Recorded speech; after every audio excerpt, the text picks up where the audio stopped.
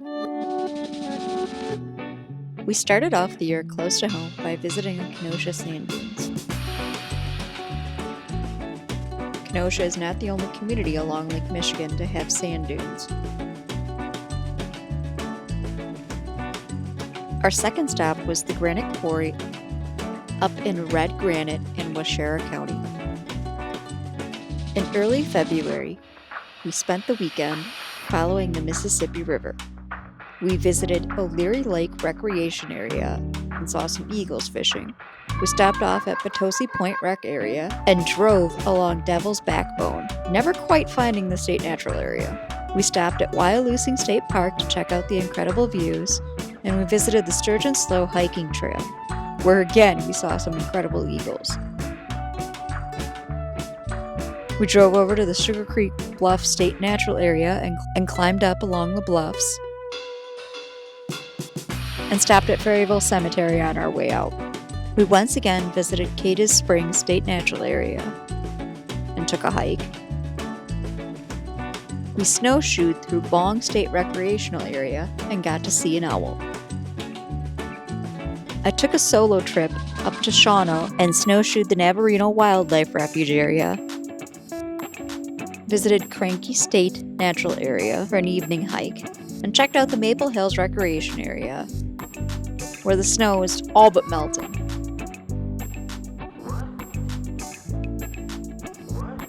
Chet and I drove up to the UP to check out the Eben Ice Caves, where you definitely need spikes and climbing apparel. Even though it was end of season, the caves were spectacular.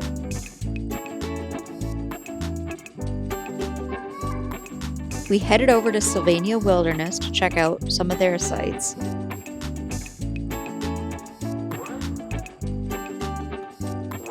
We got in some hiking at the Fumi Lake Recreation Area and even saw a coyote. There's a history of mining in the area. And we took a quick walk around Strawberry Lake.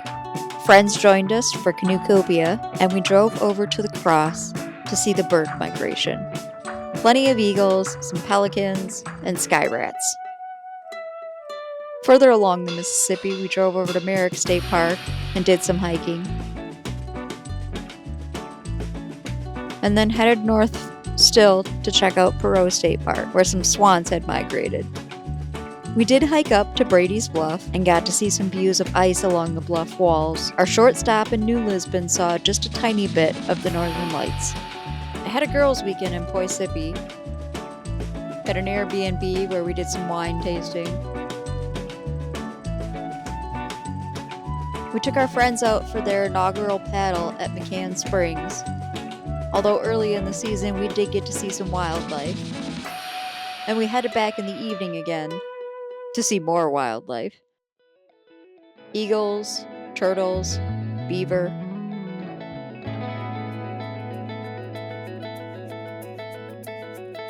Chet and I headed out to Backen's Pond, not expecting to find a beaver. Although it was a cute little paddle, there's not much else there. I ordered a personalized cooler cloth, and we were back with friends on the chain of lakes in Maine. There was spectacular waterfowl there. And even this guy from the weasel family. There were plenty of turtles, although they were not interested in us. And the heron didn't really give a crap about the geese.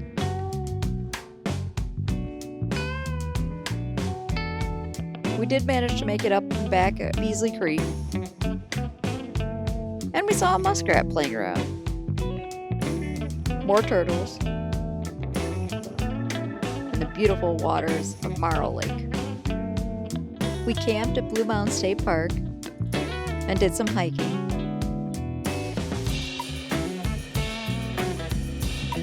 Saw a fawn and her mom.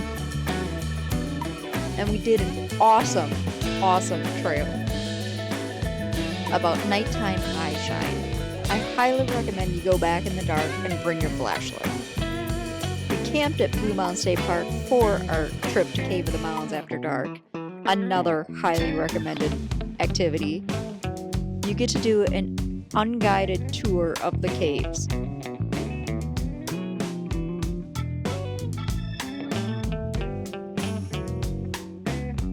We paddled Cox Hollow Lake at Governor Dodge State Park, saw some turtles, created my own style Converse, and helped a friend. On a solo trip to Bong State Recreational Area, there was plenty of wildlife: muskrats, herons, turtles, and I saw a pelican. In Kenosha County, a pelican. We camped with friends at Buckhorn State Park in June. Not recommended. We had a nighttime visitor. We were on the hammocks for this trip. The mosquitoes were intense. And I took pictures for Myrta's 50th birthday celebration in downtown Milwaukee. Head to the Boundary Waters. We stopped at Athens County Park, a very cute little park with some great hiking trails and mushrooms. We checked out our entry at Fall Lake, and on the 30th, we entered through Fall Lake. It was 3 short lakes to get to where we needed to be, and some wide portaging. We got to see plenty of loons, and some other ducks.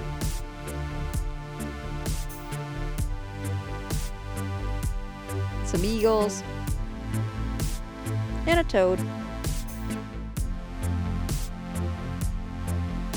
Dragonflies, and collected some berries, and ate some wonderful food. Got those beautiful nighttime skies. Our second day in the Boundary Waters was windbound, but I still got to do some exploring and saw some snakes, woodpeckers, ducks, turtles, and again, great camping and nighttime skies. On July 2nd, we ventured up to Canada to check out Basswood Falls. Plenty of eagles and other waterfowl.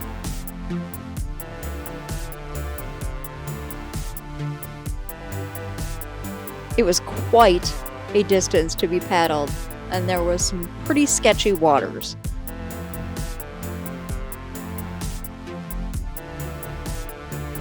On July 3rd, we took a trip over to see if we could see some sunken equipment. While we did see some swans and eagles and got some strawberries and fishing in, we couldn't quite figure out where this sunken machinery was.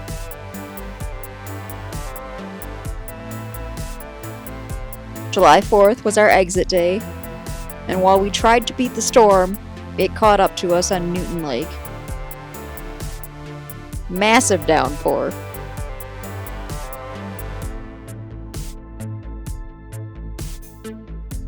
But we made it out to Dairy Queen. Later in the day, Chet and I hiked Kawishui Falls, learning about the history of the area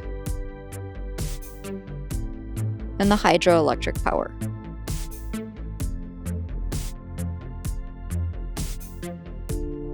Upon returning home, I found out my mother had passed. We had already plans to go to the Iola car show, but there wasn't a whole lot of filming or pictures taken. We did stop in Plainfield on the way home. Our last weekend of July is always spent with family. This year was no different. Fireworks kicking it off.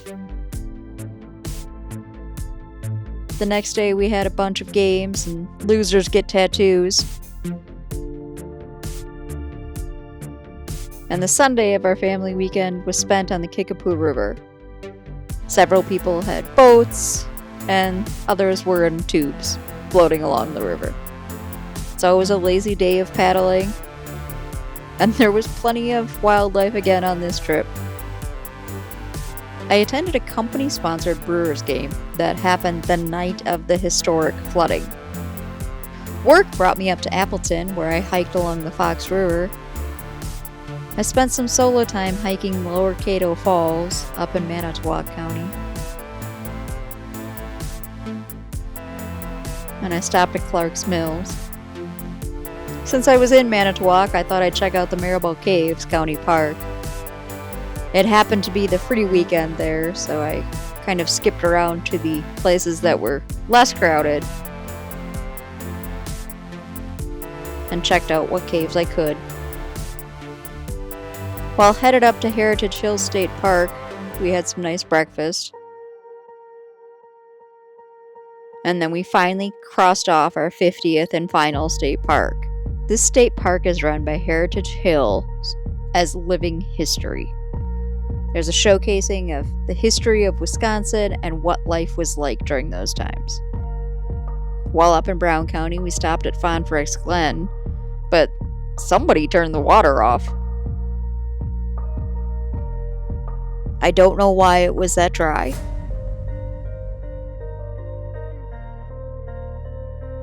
Later that day, we stopped at the Tapir River Walk and saw some gorgeous flowers, some really weird green river, and piles of waterfowl that had begun their migration.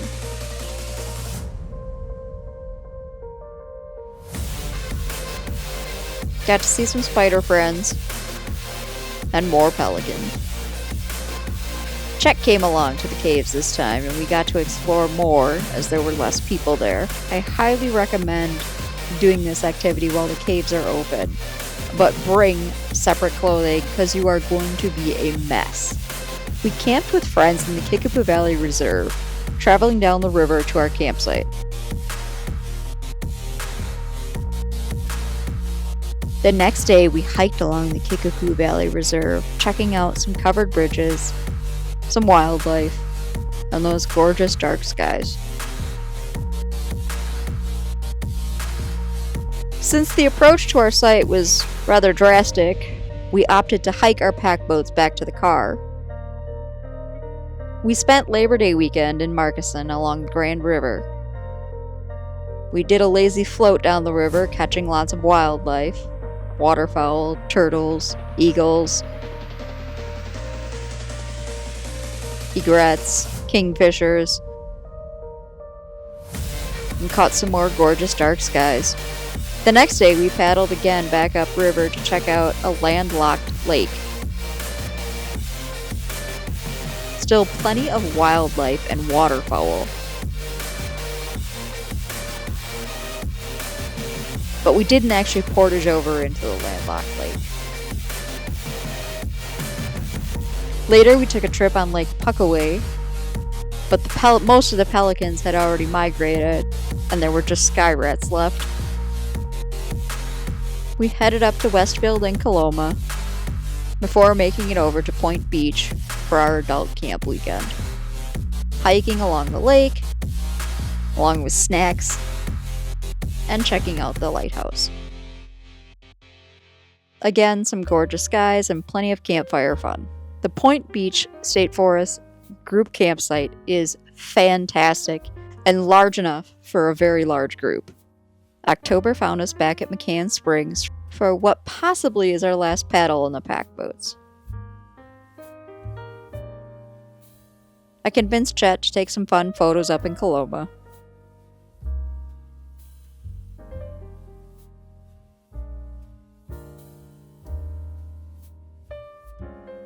And as we were packing up the next day, we did see a little snake. Halloween is our favorite holiday. No different this year. Plenty of scares, plenty of fun. November, we hiked the Riverbend Nature Center.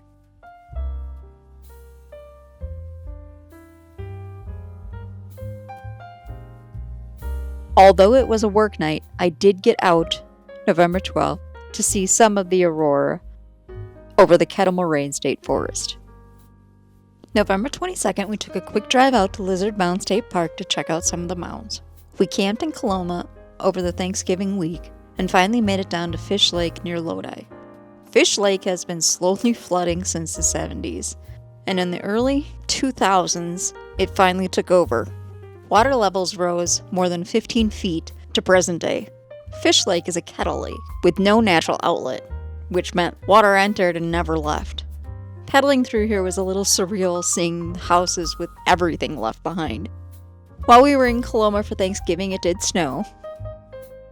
We made it over to Kinnickinnick State Park on November 27th, Thanksgiving, for a little hike. Kinnickinnick allows hunting in the park, so we made sure that we were properly dressed. We did see some waterfowl and some pheasants on our hike, along with a few woodpeckers. Saturday, December 27th found us in Kenosha trying to seek out a new nature preserve to hike. However, that was closed, so we headed on over to Petrifying Springs and did a hike around there. Christmas Eve found us hurtling down the hill on sleds. Might not be the best thing for a few 40 and 50-somethings to do, but we didn't need to take anyone to the hospital. We spent Christmas with friends. They took us on a ride to Elroy to see one spectacular yard set up with all kinds of old Christmas decorations, the blow molds, and a bunch of lights. Then we took off to Wildcat Mountain to check out the ice cave, which was slightly less than impressive. We played a few rounds of Speak Out. Drool rags were at the ready. Right before the new year, Ashley and I tried our hand at doing a camp scene painting. It was fun, even if it didn't look like the instructor's painting.